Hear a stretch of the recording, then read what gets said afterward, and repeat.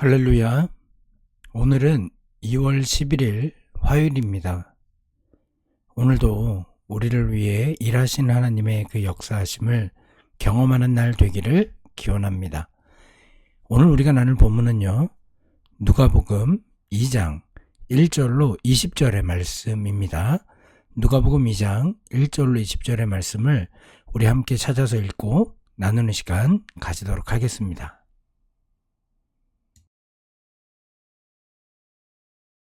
제2장.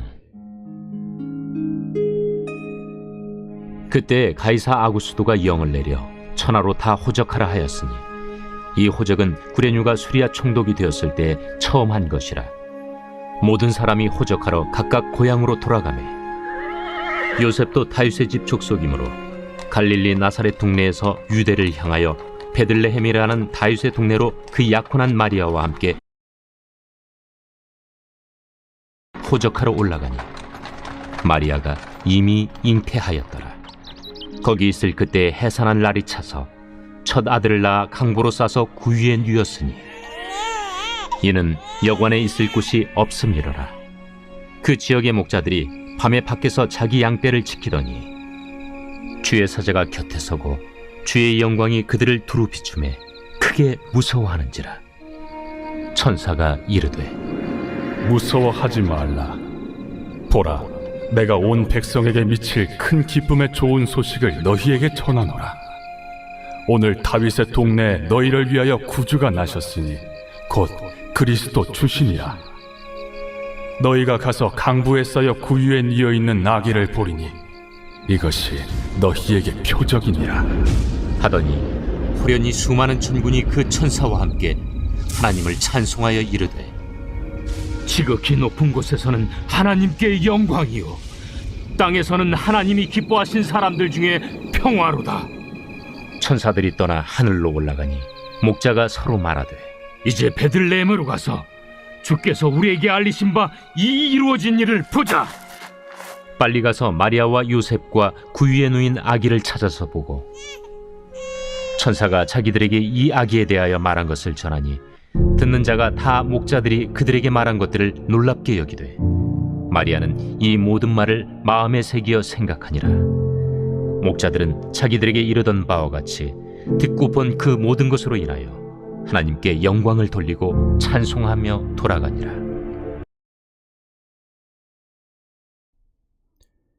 여러분은 최근에 들어 가장 기쁜 소식을 들은 것이 무엇인가요?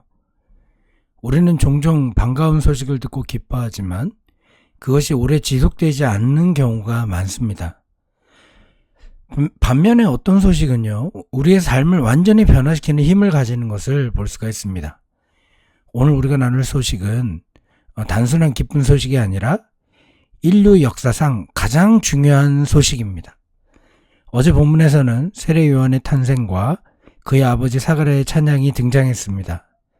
사가랴는 성령의 감동을 받아 아들 요한이 주님의 길을 예비하는 자로서 쓰임받을 것이라고 예언했습니다. 그리고 그는 하나님의 구원이 다가오고 있음을 찬양하며 선포했습니다. 그 예언이 오늘 본문에서 이루어지는 겁니다. 바로 예수 그리스도의 탄생을 통해서 이루어지는 겁니다. 세례 요한이 주님의 길을 준비했다면 예수님은 그 길의 완성이십니다. 사가랴가 찬양했던 하나님의 구원의 역사, 이 땅에 오실 메시아의 예언이 오늘 본문에서 실현되고 있습니다.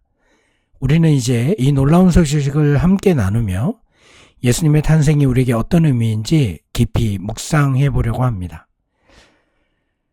우리 먼저 누가복음 2장 1절을 함께 읽어보겠습니다. 그때 가이사 아구스도가 영을 내려 천하로 다 호적하라 하였으니, 로마 황제 가이사 아구스도는 자신의 권력을 더욱 공고히 하기 위해 호적을 명령했습니다. 당시 로마 제국은 강력한 군사력과 경제력을 기반으로 세계를 지배하고 있었으며 황제의 권위는 절대적이었습니다. 그 절대적임을 보여주는 것이 바로 이 명령인 겁니다. 황제의 명령에 따라 모든 백성이 등록해야 했고, 이는 백성들에게 경제적, 사회적으로 큰 부담이 되었을 겁니다. 이러한 역사적 배경 속에서 요셉과 마리아도 베들레헴으로 갔습니다. 그런데 여러분, 여기서 우리가 또 생각해 봐야 될 것은 이렇게 강력한 힘을 발휘하는 세상의 왕과 예수님의 탄생이 너무나도 대비되어 나타나고 있다는 겁니다. 예수님이 태어나신 곳은 화려한 궁전이 아닌 마국간의 구유였습니다. 이는 당시의 정치적, 사회적 현실과 대조되는 하나님의 계획을 보여준다 할 것입니다. 예수님은 세상의 권력과 부를 상징하는 자리에서 오신 것이 아니라 가장 낮고 연약한 자들의 자리에서 태어나셨습니다. 그 사실이 바로 6절과 7절에 나타나 있지요. 보겠습니다. 거기에 있을 그때에 해산할 날이 차서 첫 아들을 낳아 강보를 싸서 구유에 누웠으니 이는 여관에 있을 곳이 없음이로라. 세상의 왕들은 힘과 권력을 통해 자신을 높이고 백성들을 다스리려 하지만 하나님의 아들이신 예수님은 전혀 다른 방식으로 이 땅에 오셨음을 보게 됩니다. 그분은 높은 자리에 앉아 사람들을 지배하는 것이 아니라 가장 낮고 연약한 자의 모습으로 우리 가운데 오셨고 거하셨습니다. 이는 하나님 나라가 세상이 추구하는 가치와는 완전히 다른 방향을 제시하며 진정한 리더십과 섬김이 무엇인지를 보여주는 겁니다. 즉 하나님 나라는 힘과 권력이 아니라 사랑과 겸손, 섬김을 기반으로 세워진 나라임을 우리는 잊어선 안 될 것입니다. 우리는 종종 세상의 기준으로 성공과 행복을 판단합니다. 그러나 하나님께서는 겸손한 자, 연약한 자를 통해 역사하십니다. 이번 주에는 한 번이라도 자신의 자리에서 겸손을 좀 실천해 보시면 좋을 것 같습니다. 가정에서, 직장에서, 친구들 사이에서 먼저 양보하고 배려하는 작은 행동을 통해 하나님 방식으로 살아가는 경험을 해보게 되길 바랍니다.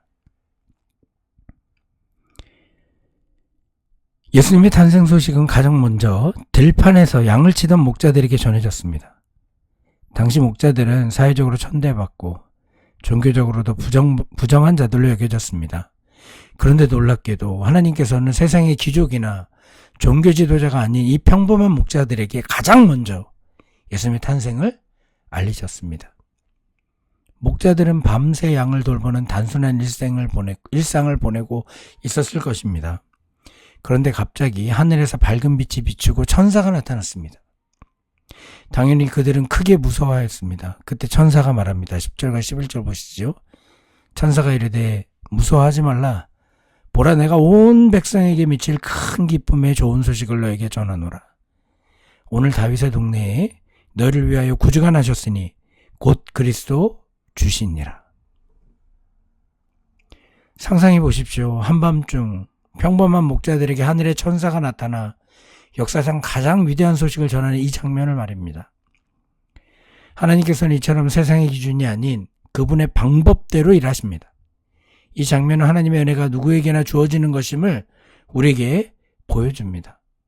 세상에서 소외된 자들, 인정받지 못한 자들에게도 하나님의 사랑은 동일하게 임하는 겁니다. 특히 천사들의 찬양을 통해 예수님의 탄생이 왜 사람들에게 가장 큰 기쁨의 소식이 되는지를 알 수가 있습니다. 천군 천사들이 하나님을 찬양하며 외칩니다. 지극히 높은 곳에는 하나님께 영광이요, 땅에서는 하나님이 기뻐하신 사람들 중에 평화로다. 여러분, 이 찬양은 단순한 노래가 아닙니다. 이는 하나님께서 인간을 향한 화해를 통해 평화를 선포하시는 선언이며 예수님의 탄생이 단순한 역사적인 사건이 아니라 인류를 구원하시기 위한 하나님의 계획이 성취되는 순간이라는 것을 우리에게 가르쳐주고 있습니다. 예수님을 통해 하나님과 인간 사이의 화해가 이루어지며 참된 평화가 임하는 것입니다. 우리는 천사들의 찬양을 통해 예수님의 탄생이 온 인류에게 주어진 가장 큰 기쁨의 소식임을 봅니다. 그렇다면 이 기쁜 소식을 들은 우리들은 어떻게 살아야 되는 것입니까? 하나님께서 가장 낮은 자들에게 가장 먼저 복음을 전해주셨듯이 우리도 겸손한 마음으로 이웃을 돌보며 사랑을 실천해야 될 것입니다. 오늘 좀 더 세심히 우리 주변을 좀 살펴보며 우리의 작은 관심과 배려가 누군가에게 따뜻한 위로가 될 수 있음을 기억할 수 있게 되길 바랍니다. 길에서 마주치는 이들에게 미소를 건네거나 가까운 이웃에게 안부를 묻는 작은 행동이 하나님께서 원하는 사랑의 실천이 될 수 있음을 우리 기억하고 우리가 받은 은혜를 전하고 나누는 삶을 살게 되기를 바랍니다.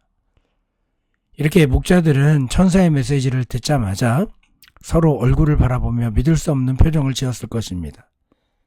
그리고선 그들은 곧바로 베들레헴으로 가기로 결심하고 어두운 밤길을 서둘러 달려갔습니다. 광야의 차가운 공기를 가르며 그들의 마음은 설렘과 기대감으로 가득 차 있었을 겁니다. 마침내 그들이 도착한 곳은 초라한 마구간이었습니다. 그러나 그 안에는 천사가 말했던 그대로 강보에 쌓여 구유에 누인 아기가 있었습니다. 그 순간 목자들의 마음에는 설명할 수 없는 기쁨과 경이로움이 가득 찼을 겁니다. 그들은 예수님을 바라보며 경배드리고 그동안 자신들이 들었던 놀라운 소식을 사람들에게 전하기 시작했습니다. 그리고 그들은 자신들이 본 것과 들은 것을 기억하며 하나님께 영광을 돌리며 돌아갔다라고 누가복음 2장 20절은 우리에게 가르쳐 줍니다. 이렇듯 예수님을 만난 사람은요, 그 소식을 가만히 간직하지 않습니다. 듣고 보고 전하며 찬양하는 반응을 보이게 되는 겁니다. 그들은 단순히 예수님을 만나고 끝난 것이 아니라 그 기쁨을 이웃과 나누지 않을 수 없었습니다. 그들의 마음은 벅차올랐고 입을 열어 자신들이 본 놀라운 일을 전하지 않고는 견딜 수 없었습니다. 사람들은 그들의 이야기를 듣고 놀랐고 목자들은 그 모든 경험이 하나님께서 하신 일임을 깨닫고 더욱 하나님을 찬양하며 돌아갔습니다. 이처럼 예수님을 만난 사람들은 삶이 변화되며 그들의 발걸음은 이제 단순한 양을 돌보는 일에서 세상의 기쁜 소식을 전하는 사명자의 발걸음이 되었습니다. 우리는 어떠합니까? 우리는 복음을 듣고 어떻게 반응하고 있습니까? 복음은 가만히 간직하는 것이 아니라 전해야만 합니다. 가능하다면 오늘 가족과 친구에게 예수님이 우리의 삶을 어떻게 변화시켰는지 간단히 나눌 수 있었으면 좋겠습니다. 그렇게 말씀을 전하며 또 전도하는 우리가 되길 바랍니다. 사랑하는 성도 여러분, 오늘 말씀을 통해 예수님의 탄생이 단순한 옛날 이야기가 아니라 오늘 우리에게 주어진 가장 큰 기쁨의 소식임을 깨닫습니다. 왜 예수님께서 우리의 기쁜 소식이 되는 것입니까? 그것은 그분이 단순히 위대한 인물이기 때문이 아니라 우리를 죄와 사망에서 구원하시는 유일한 분이시기 때문입니다. 예수님께서 이 땅에 오심으로 인해 하나님과 단절되었던 우리가 다시 하나님과 화목할 수 있게 된 겁니다.